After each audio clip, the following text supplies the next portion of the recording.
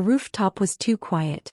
Detective Robert Johnson noticed it the way you notice a step that isn't there. A wrongness in the air that made his spine go cold. He had spent 30 years reading crime scenes before they happened. This was one of them. The muzzle flash came next. A flicker of light from across the warehouse district that had no business being there. The shot was cold and deliberate and aimed with the kind of patience that suggested someone had been waiting all night. And his daughter was standing exactly where the bullet wanted to go. Robert didn't think.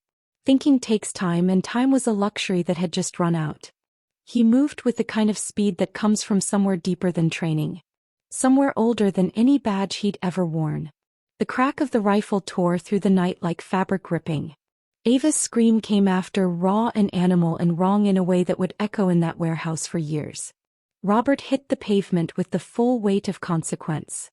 His blood spread dark under the sodium lights, pooling in a way that looked unnatural against the concrete.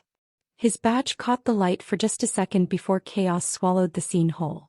And then Alessandro Santori did something that shattered every profile the department had built on him. The Mafia boss, who had spent the last hour with his hands zip-tied behind his back, surrounded by the tactical unit that had been hunting him for 3 years, broke free of his restraints. Not to run. Not to vanish into the shadows like every analyst predicted he would. He threw himself between Ava and the rooftop and became a human wall for the two people who were supposed to represent everything he'd spent 15 years avoiding.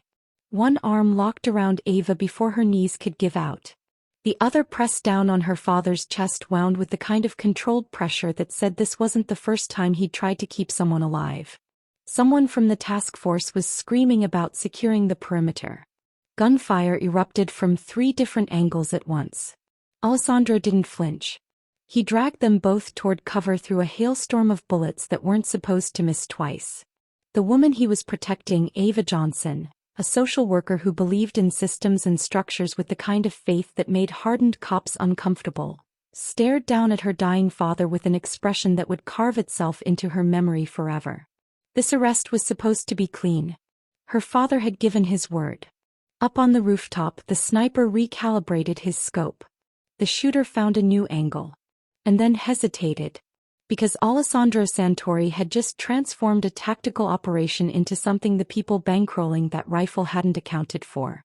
A complication wrapped in witnesses. A liability with a badge attached. A narrative that would force questions nobody in power wanted asked. Somewhere in a surveillance van parked 2 blocks away, a call was placed. The kind that rewrites mission parameters in real time. The kind that means someone just became more dangerous alive than cold. And in that moment, with her father's blood warming her hands and sirens wailing closer through the industrial district, something fundamental broke open inside Ava Johnson's understanding of the world. Because the man she'd been raised to view as pure evil was the only reason she was still breathing. But to understand why that single bullet unraveled 3 lives and was about to expose a conspiracy so deep it nearly consumed them whole, you need to know what Detective Robert Johnson had been protecting in the shadows. And what Alessandro Santori was about to risk his entire empire to prove. Like and subscribe if the tension has already wrapped itself around you. Stay until the end, because the person who ordered that hit is someone you'll never see coming until it's too late. The bullet had found Detective Robert Johnson. Ava realized it the moment her vision cleared and she saw her father stagger backward, his hand going to his shoulder where red was already blooming through his uniform. Alessandro moved before anyone else could process what had happened. His hands were still cuffed, but the thumb was already dislocated from the explosion, an old trick that turned restraints into suggestions. He lunged forward and caught Robert before the detective hit the ground, his body moving on pure instinct rather than calculation. Another shot cracked through the air and punched into the concrete where Robert's head had been half a second earlier. The Luciano Syndicate wasn't interested in arrests or trials or any version of justice that involved paperwork. They wanted everyone in that warehouse dead. Alessandro's arm locked around Robert's chest and he dragged the wounded detective backward toward the warehouse entrance, his own gunshot wound screaming in protest. Ava was frozen for exactly 2 seconds before her training kicked in. Not police training, because she had never been an officer, but the training that came from growing up in a house where her father brought home stories about people who survived impossible situations by refusing to stop moving. She ran. Her father's backup weapon was still holstered at his ankle and she grabbed it as Alessandro pulled him through the doorway, her hands steadier than they had any right to be. The remaining officers were returning fire but they were outgunned and outpositioned, caught in a kill box designed by people who had been planning this ambush for days. Alessandro kicked the warehouse door shut behind them and immediately started looking for cover. The building was old industrial, all exposed beams and rusted equipment, which meant plenty of places to hide but not many that would actually stop a rifle round. He spotted a concrete support column 20 feet away and started dragging Robert toward it. Ava was right behind him, her eyes scanning the shadows for threats the way she had watched her father do 1,000 times at crime scenes. They made it to the column just as the warehouse windows started shattering inward, glass raining down like deadly snow. Alessandro positioned Robert against the concrete and immediately pressed his hand against the shoulder wound, applying pressure with the kind of efficiency that made Ava wonder how many times he had done exactly this. Robert's eyes were open but unfocused, his breathing shallow and rapid in a way that suggested shock was setting in fast. Ava dropped to her knees beside them, her hands already reaching for her father's face. His skin was cold and clammy despite the blood that was too warm against her fingers. Alessandro looked at her and his voice was steady in a way that should have been impossible given the circumstances. He told her they needed to stop the bleeding before they could move him again. He told her the Lucianos would breach the building within minutes. He told her they had one chance to get out alive and it required her to trust him completely. Ava looked at the man who had upended her entire world in the span of 3 days. The man who had kissed her to save his own life and somehow ended up saving hers instead. The man who was currently keeping her father from bleeding out while bullets carved through the walls around them. She told him she trusted him. Alessandro pulled off his jacket and pressed it against Robert's wound, then looked directly into Ava's eyes with an expression that was equal parts determination and something that looked dangerously close to hope. He told her to follow his lead and not to hesitate no matter what happened next. Because the version of Alessandro Santori who survived at any cost had just made a choice. He was going to save them both or die trying. They made it out through a service entrance that Alessandro knew about because he had spent 15 years memorizing exits that other people didn't see. The drive to the hospital took 11 minutes that felt like hours, with Robert fading in and out of consciousness in the back seat while Ava kept pressure on his wound and Alessandro drove like the former getaway driver he had never admitted to being. St. Catherine's Emergency accepted them without questions because gunshot wounds in this city were common enough that the staff had stopped asking for explanations before providing treatment. A trauma team took Robert immediately and Ava tried to follow but a nurse with kind eyes and an iron grip gently steered her toward the surgical waiting area instead. Alessandro stayed close to Ava, his own wound hastily bandaged with supplies he had grabbed from an EMT kit, his eyes constantly scanning the corridors for threats that he knew were coming. It took 40 minutes before the first officers arrived. They came through the main entrance in a group of 4, wearing the right uniforms and carrying the right badges and moving with the kind of purposeful efficiency that would have looked completely normal to anyone who wasn't paying attention. Alessandro was paying attention.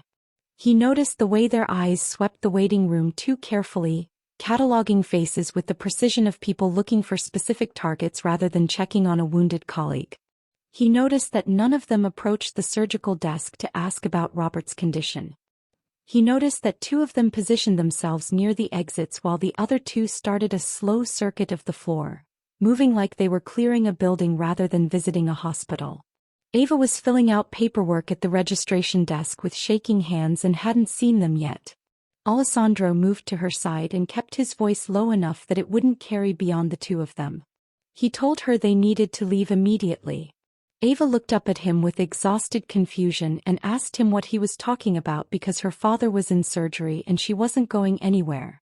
Alessandro's jaw tightened and he glanced toward the 4 men who were now spreading out across the floor with the systematic coverage of a tactical sweep. He told her those weren't real police officers. He told her they were here to finish what the snipers had started at the warehouse. Ava followed his gaze and her face went pale as she watched the men move, her years of growing up around law enforcement giving her the context to see what Alessandro was seeing. Real officers checking on a wounded detective would have gone straight to the surgical staff. Real officers would have been asking questions and demanding updates and generally making themselves impossible to ignore. These men were doing none of that. They were hunting. One of them made eye contact with Alessandro across the waiting room and something shifted in his expression. A flicker of recognition that confirmed everything Alessandro had suspected. The officer's hand moved toward his weapon with a kind of casual menace that suggested he was about to draw it in a building full of civilians and not lose any sleep over it. Alessandro grabbed Ava's wrist and pulled her toward the stairwell before the man could clear his holster. They had maybe 30 seconds before the entire floor turned into a firefight. Ava resisted for exactly 3 steps before her survival instincts overrode her need to stay with her father. And then she was running beside Alessandro through corridors that smelled like antiseptic and fear. Behind them, someone shouted something about securing the exits. The hospital siege had begun. They ditched the car 6 blocks from the hospital and disappeared into the maze of back alleys that Alessandro navigated with the confidence of someone who had spent a lifetime knowing exactly where to run when the world closed in. Ava's lungs were burning and her legs were threatening to give out, but she kept moving because stopping meant dying, and she had already watched too many people bleed tonight to consider that option. Alessandro led her through a series of turns that should have been random but clearly weren't, each choice deliberate and practiced, until they emerged onto a quiet street lined with buildings that looked like they had been forgotten by the city decades ago. At the end of the block stood a church. Not the kind of cathedral where senators got married and photographers captured moments for society pages, but something older and smaller and infinitely more human. Stone walls covered in ivy that had been growing long enough to obscure most of the original masonry. A wooden door that had been painted so many times the layers formed their own history. Windows with stained glass so faded that the saints depicted there looked like ghosts of themselves. Alessandro didn't go through the front entrance. He moved around to the side where a narrow stairwell descended below street level, the kind of entrance that maintenance workers used and everyone else forgot existed. The door at the bottom was locked, but Alessandro produced a key from a hiding spot beneath a loose stone, and something about the ease of that gesture told Ava this wasn't the first time he had come here seeking refuge. The basement was exactly what she expected and nothing like what she imagined. Old pews stacked against walls, boxes of hymnals that smelled like time and dust, a furnace that looked like it predated electricity. But there was also a cot in the corner with blankets that were cleaner than everything else, a shelf with canned food and bottled water, and a battery-powered lantern that Alessandro clicked on without having to search for it. This was more than a hiding place. This was a place he had prepared for exactly this kind of emergency.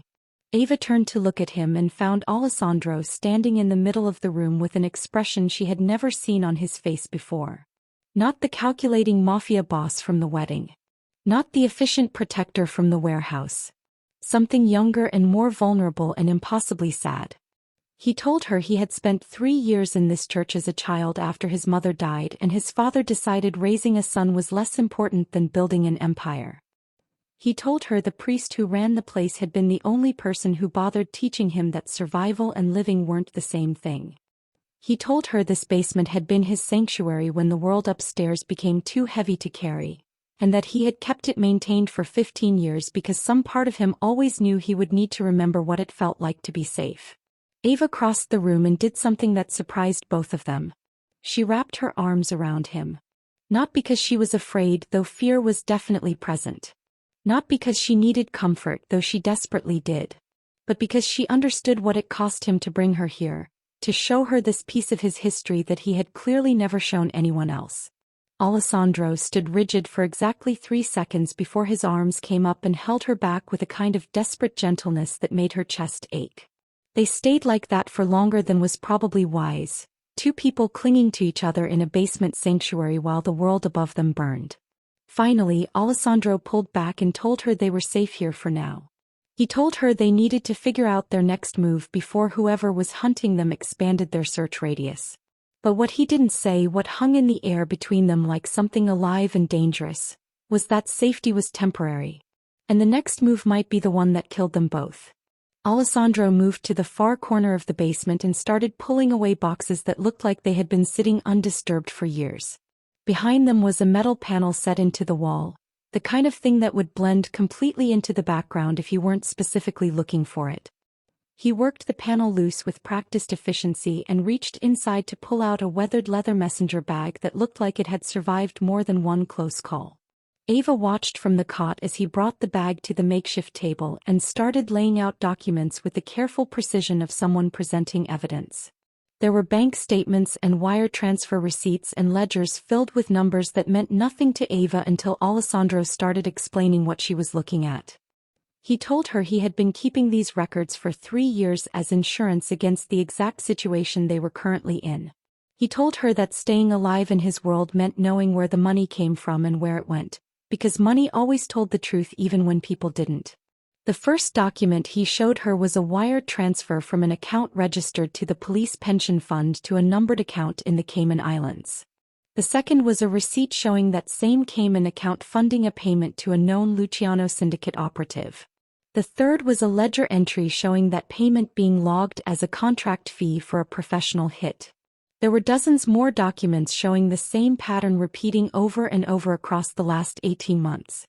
Ava's hands were shaking as she picked up one of the bank statements and studied it with the kind of focus that came from desperately wanting the numbers to say something different than what they clearly said. Someone inside her father's department had been using police funds to pay for assassinations. Someone with enough access and authority to move money through the pension system without raising red flags. Someone who had been systematically eliminating threats to whatever operation they were running while hiding behind the badge her father had spent 30 years honoring. Alessandro watched her process the information, and his voice was gentle in a way that felt almost dangerous given the weight of what he was revealing. He told her he had suspected corruption in the task force for years but hadn't been able to prove who was orchestrating it until 6 months ago when one of his financial analysts traced a payment back to its source. He told her that discovering the truth had been the moment he realized the real war wasn't between the Mafia and law enforcement. The real war was between people who still believed in something and people who had decided rules only applied to everyone else. Ava looked up at him with eyes that were simultaneously furious and heartbroken. She asked him why he hadn't taken this evidence public if he had been sitting on it for months. Alessandro's expression shifted into something that looked almost like regret. He told her that going public would have started a war that would have gotten hundreds of people killed, and that he had been trying to find a way to expose the corruption without burning the entire city down in the process. He told her that survival sometimes meant making impossible choices between bad options and worse ones. He told her that keeping silent had felt like cowardice every single day until tonight, when he realized that silence was just another form of violence. Ava sat back and stared at the documents spread across the table like accusations made tangible. Her father had been hunting Alessandro for a decade while someone in his own department had been funding the very criminals he was trying to stop. The system she had believed in with the kind of faith that shaped her entire worldview had been rotting from the inside. And the monster she had been taught to fear was the only person trying to expose the truth. She looked at Alessandro and asked him what they were supposed to do with evidence that would destroy the department her father had given his life to. Alessandro met her eyes and told her the truth. He had absolutely no idea. But they were going to figure it out together. Ava made the decision at 3 in the morning when Alessandro had finally fallen asleep on the cot with his gun still in his hand. She moved quietly through the basement and up the stairs, leaving behind a note that simply said she would be back before dawn. The hospital was different at this hour, operating on the skeleton crew energy of nurses who had seen too many overnight shifts and security guards who were more interested in their phones than the people walking past them. Ava kept her head down and moved with the purposeful stride of someone who belonged there, and nobody stopped her. Robert Johnson had been moved to a recovery room on the 4th floor, and Ava found it by following the sound of machines that were working harder than hearts should have to. Her father was unconscious but stable according to the chart hanging at the foot of his bed. The surgery had been successful in removing the bullet and repairing the damaged tissue, but his body was fighting shock and blood loss and the cumulative weight of 30 years spent running toward danger instead of away from it. Ava pulled a chair to his bedside and sat in the kind of silence that hospitals specialized in, The quiet that was never really quiet because machines kept counting heartbeats like they were afraid of what would happen if they stopped. She looked at her father's face and saw lines she had never noticed before, evidence of stress and sleepless nights and moral compromises that added up over decades. This was the man who had taught her that justice was worth any sacrifice. This was the man who had missed her birthdays and school plays and graduations because duty always came first. This was the man who had been hunting Alessandro Santori for 10 years while his own department used him as cover for corruption he never saw coming. Ava felt something crack open in her chest that felt dangerously close to grief. Her father had been a pawn. Not because he was corrupt or complicit, but because his integrity had been so absolute that nobody suspected him of looking inward at the system he served. He had been the perfect shield for people who understood that the best way to hide rot was to position someone righteous directly in front of it. She reached out and took his hand, careful not to disturb the 4 lines running into his arm. His skin was warm but paper-thin, and she found herself thinking about all the time she had wanted to hold his hand as a child but he had been too busy or too tired or too committed to the job that was apparently being used by people who saw him as nothing more than a useful tool. Ava had spent her entire life teaching ethics to teenagers who thought philosophy was abstract and pointless. She had taught them about Kant's categorical imperative and utilitarianism and the social contract, always believing that these frameworks mattered because they helped people navigate the complexity of right and wrong. But sitting here beside her father who had devoted his life to a system that had betrayed him, Ava realized something that made her want to rewrite every lesson plan she had ever created. Moral philosophy was easy when everyone in the room agreed on what goodness looked like. The real test came when you discovered that the institution you trusted most had been lying to you from the beginning.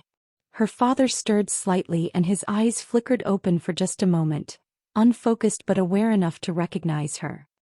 He tried to speak but his voice came out as barely more than a whisper. He asked her if she was safe. Not whether he was going to survive, not whether they caught Alessandro, not whether the department had sent anyone to check on him. Just whether his daughter was safe. Ava felt tears she had been holding back for 3 days finally break through. She told him she was safe. She told him not to worry. She told him she loved him. What she didn't tell him was that the person keeping her safe was the same person he had spent a decade trying to destroy. Or that the department he had given everything to had been using him as cover while funding the very criminals he was trying to stop. Some truths were too heavy to deliver to a man who might not survive hearing them. So Ava sat in silence and held her father's hand and wondered what ethics even meant when the entire world had been built on lies. Alessandro made the call from a burner phone he kept for exactly these kinds of situations. Detective Marcus Webb answered on the 3rd ring with the careful tone of a man who had been Robert Johnson's partner for 8 years and knew better than to trust unexpected phone calls. Alessandro identified himself and listened to the sharp intake of breath on the other end of the line. He told Webb they needed to meet because he had information about who was trying to kill Robert and it couldn't be shared over a phone that might be compromised. There was a long pause before Webb agreed, his voice shifting into something that sounded almost eager beneath the professional caution. They arranged to meet at an abandoned parking garage on the east side, the kind of location that cop shows made famous and real police avoided because nothing good ever happened in places designed for secrecy. Alessandro arrived 20 minutes early and positioned himself where he could watch the entrance while remaining hidden in the shadows. Webb showed up alone and on time, which was either a sign of good faith or evidence of someone confident enough not to need backup. The detective moved through the garage with the methodical sweep of someone checking for ambushes, and Alessandro waited until he was certain no one had followed before stepping into the light. Webb's hand moved toward his weapon but stopped when Alessandro raised both hands to show they were empty. They stood 15 feet apart in a parking garage that smelled like oil and rain and the particular kind of decay that came from years of neglect. Alessandro told Webb about the financial records linking the police pension fund to Luciano Syndicate payments. He told him about the pattern of wire transfers and contract killings and corruption that ran so deep it had turned the department into something unrecognizable. He told him that Robert had been used as cover by someone with enough access to move money and issue orders without raising suspicion. He told Webb all of this while watching the detective's face for signs of surprise or outrage or the righteous anger that should have come from learning your department had been compromised. What he saw instead was something that made his blood go cold. Recognition. Not the kind that came from hearing shocking news for the first time, but the kind that came from hearing your own secrets spoken aloud by someone who wasn't supposed to know them. Webb's expression shifted from concern to something harder and infinitely more dangerous. His hand settled on his weapon with the casual confidence of someone who had already decided how this conversation was going to end. He told Alessandro that bringing those records to light would be a mistake. He told him that some systems needed to be protected even when they were broken because the alternative was chaos that would consume everyone. He told him that Robert had been a good cop but a naive one, the kind of man who believed justice was something pure instead of something that had to be managed and controlled. Alessandro felt the weight of the moment settle over him like a physical thing. Marcus Webb wasn't investigating the corruption. He was orchestrating it. Robert's partner of 8 years, the man who had stood beside him at crime scenes and strategy meetings and probably a dozen barbecues, had been using him as cover while systematically destroying everything Robert believed in. Alessandro's voice was steady when he asked Webb why. Webb smiled, and it was the saddest thing Alessandro had seen in a life that had shown him plenty of sadness. The detective told him that idealism didn't pay for college tuition or medical bills or the kind of life that made 30 years of service feel like it meant something. He told him that the pension fund had been failing for years and desperate people made desperate choices. He told him that Robert would have understood eventually if someone hadn't decided to play hero and drag his daughter into a war she couldn't win. Alessandro realized two things simultaneously. The first was that Webb had been the one who ordered the hit at the warehouse. The second was that neither of them was walking out of this garage alive unless one of them made a choice in the next 30 seconds. Webb's hand was already moving toward his gun when Alessandro made his. Webb's gun was halfway out of its holster when his phone buzzed with an incoming message that made him pause for just a fraction of a second. That fraction was all Alessandro needed to dive behind a concrete pillar as the first shot echoed through the garage like thunder in a canyon. 2 more shots followed and Alessandro felt concrete chips spray across his face as bullets chewed into his cover. He was reaching for his own weapon when Webb's phone buzzed again with the insistence of someone who needed an answer immediately. The shooting stopped. Alessandro heard Webb curse under his breath and then the sound of the detective checking his phone with the kind of attention that suggested whatever message had arrived was more important than killing someone. Webb's voice cut through the garage with an edge of panic that hadn't been there before. He told Alessandro that Robert was awake and talking to internal affairs officers who had shown up at the hospital 20 minutes ago. He told him that everything was about to come apart unless they made a deal right now that kept both of them breathing. Alessandro stayed behind the pillar, but his mind was racing through possibilities and implications and the sudden realization that something about this entire situation had been fundamentally wrong from the beginning. He asked Webb what exactly Robert was telling internal affairs. Webb laughed, and it was the sound of a man watching his carefully constructed world collapse in real time. The detective told him that Robert had known about the pension fund corruption for 7 months. He told him that Robert had been building a case against Webb and 3 other senior officers while pretending to still be focused on bringing down Alessandro's organization. He told him that the entire 10-year investigation into the Santori family had been cover for something Robert had actually been doing, which was protecting Alessandro from the people inside the department who wanted him eliminated before he could expose what they were doing. Alessandro felt the world tilt sideways as pieces of a puzzle he hadn't known existed suddenly snapped into place with brutal clarity. Every near-miss raid that had given him just enough warning to escape. Every witness who had suddenly refused to testify at the exact moment it would have buried him. Every leak that had kept him one step ahead of the task force that should have caught him years ago. Robert hadn't been hunting him. Robert had been running interference between Alessandro and the corrupt officers who saw him as a threat that needed to be eliminated quietly. Webb's voice had gone flat with the resignation of someone who had already lost but hadn't quite accepted it yet. He told Alessandro that Robert had figured out the pension fund scheme and realized that exposing it would destroy the careers of dozens of good cops who had been caught up in a system they didn't create. He told him that Robert had decided the only way to fix the corruption was from the inside. which meant keeping Alessandro alive as both a witness and a pressure point that could be leveraged when the time was right. He told him that the shooting at the warehouse hadn't been ordered by Webb. It had been ordered by the other 3 senior officers who had discovered Robert's plan and decided to eliminate everyone involved before internal affairs could start asking questions. Alessandro stepped out from behind the pillar with his weapon lowered but not holstered. He looked at Webb and saw a man who had made a choice months ago and was now facing the consequences of believing he could control something that had always been bigger than him. He asked Webb why Robert had never just approached him directly instead of playing this elaborate game. Webb's smile was bitter and exhausted.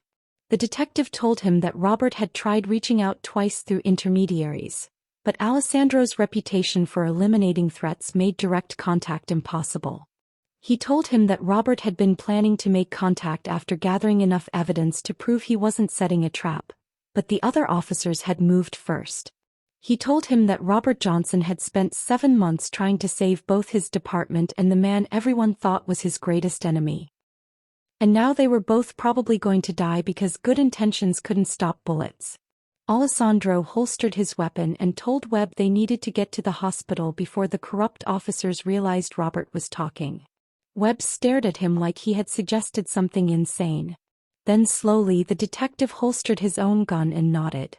Because sometimes the enemy you thought you knew turned out to be the only ally you had left. They reached the hospital to find Ava standing guard outside her father's room with a fire extinguisher in her hands and an expression that suggested she was fully prepared to use it. The internal affairs officers had left 10 minutes earlier with enough testimony to start a formal investigation, and Robert had discharged himself against medical advice with the kind of stubborn determination that explained exactly where his daughter got her spine.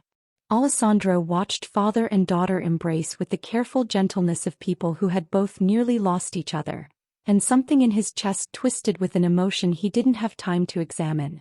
Robert looked at him over Ava's shoulder and nodded once, a gesture that contained more meaning than 1,000 words could have carried.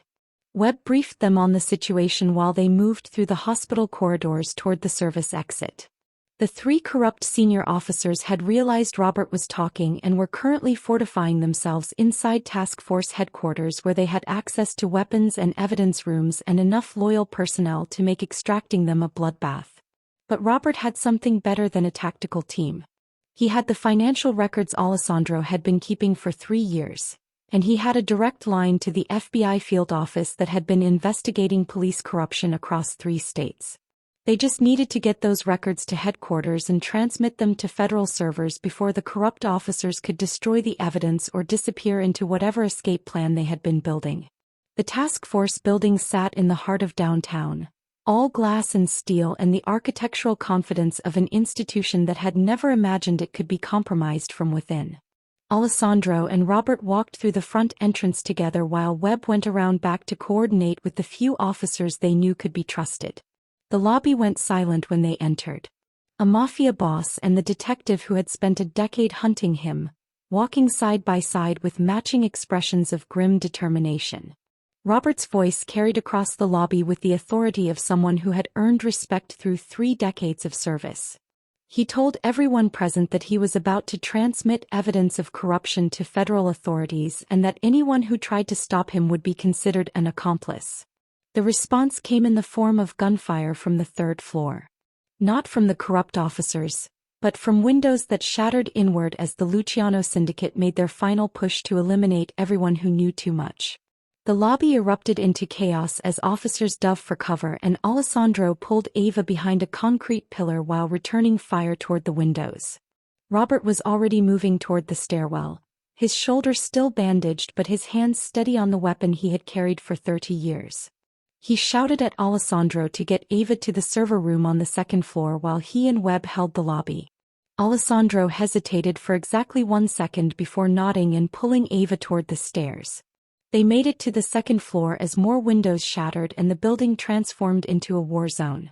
The server room was behind a security door that Ava bypassed using her father's access codes, and Alessandro started uploading the financial records while bullets punched through walls and the sound of tactical commands echoed through the corridors. The upload progress bar moved with agonizing slowness while outside the room the Luciano Syndicate pressed their attack with the desperation of people who knew this was their last chance to bury the evidence. Alessandro heard Robert's voice over the radio calling for federal backup and then Webb's voice reporting multiple hostiles breaching the south entrance. The upload hit 70%. Then 80%. Ava was watching the door with Alessandro's backup weapon in her hands, her ethics teacher composure replaced by something harder and infinitely more dangerous. The upload hit 90% as the door to the server room exploded inward and 3 Luciano operatives burst through with weapons raised. Alessandro fired first and dropped one. Ava fired second and her shot went wide but close enough to make the second operative dive for cover. The third operative aimed at Alessandro but Robert appeared in the doorway behind them, wounded and exhausted but steady enough to put 2 rounds center mass. The room went quiet except for the sound of the upload completing with a soft chime that felt absurdly peaceful given the circumstances. Robert looked at Alessandro across a server room filled with smoke and spent brass. The detective extended his hand. Alessandro took it. And in that moment, 30 years of enmity dissolved into something that looked dangerously close to respect. The federal investigation took 6 weeks to dismantle what had taken corrupt officers 5 years to build. The 3 senior officers were arrested on charges ranging from racketeering to conspiracy to commit murder. And the evidence Alessandro had provided became the foundation of the largest police corruption case the city had seen in decades. The Luciano Syndicate lost their primary law enforcement protection and subsequently fell apart as rival organizations moved in to fill the power vacuum with the efficiency of predators sensing wounded prey. Robert Johnson retired from the force with full honors and a recommendation from the FBI director that went into his permanent record as evidence that some cops still remembered what the badge was supposed to mean. He spent his first week of retirement having dinner with his daughter every single night, making up for years of empty chairs at tables set for 3. Alessandro Santori disappeared. Not in the way that Mafia bosses usually disappeared, which involved witnesses who suddenly stopped talking and bodies that were never found. He simply walked away from his empire with the kind of quiet finality that suggested he had been planning this exit for longer than anyone realized. His lieutenants divided the territories and the businesses and spent weeks waiting for him to come back and reassert control, but he never did. The man who had spent 15 years building walls around himself had finally found something worth climbing over them for. Ava found him 3 months later in a small town 2 hours outside the city, living in a house that had a porch and a view of mountains that looked like they had been painted by someone who understood what peace was supposed to look like. He was different in ways that were both obvious and subtle. His hands were calloused from work that involved fixing things instead of breaking them. His eyes had lost the constant vigilance that came from expecting threats around every corner. He smiled when he saw her, and it was the real smile she had seen glimpses of in moments between the chaos. They sat on the porch and talked for hours about everything and nothing, the way people do when they're trying to rebuild something that had been constructed under impossible circumstances. Ava asked him if he missed it, the power and the control and the empire he had spent half his life building. Alessandro was quiet for a long moment before telling her that he missed the certainty of knowing exactly who he was and what role he played. But he didn't miss the person that certainty had required him to be. He told her that Rousseau had been right about one thing, which was that civilization required people to give up some freedom in exchange for something better. He told her he had finally decided to sign the social contract she had described to him in that limousine 3 months ago. Ava reached across the space between their chairs and took his hand. She told him she was proud of him. She told him that transformation was harder than survival and that choosing to become someone new required more courage than staying who you had always been. She told him she loved him, and this time there was no warehouse siege or corrupt officers or bullets to interrupt what that meant. Alessandro looked at her with an expression that was equal parts gratitude and wonder, like he still couldn't quite believe that someone had chosen to see him as something other than the monster everyone else expected. He told her he loved her too. Not because she had saved him, though she had.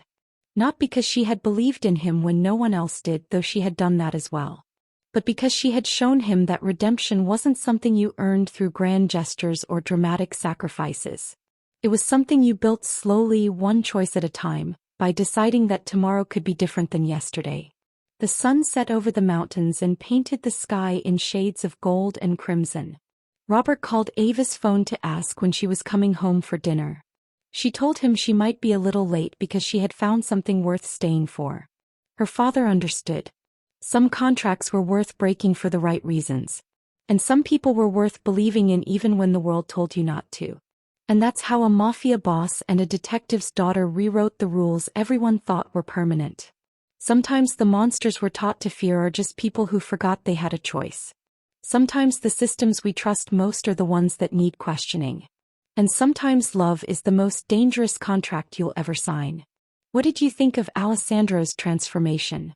Drop a comment below telling us if you believe people like him can truly change, or if the past always catches up. If this story kept you on the edge of your seat, hit that like button. Share this with someone who loves stories about redemption, corruption, and love that defies every odd.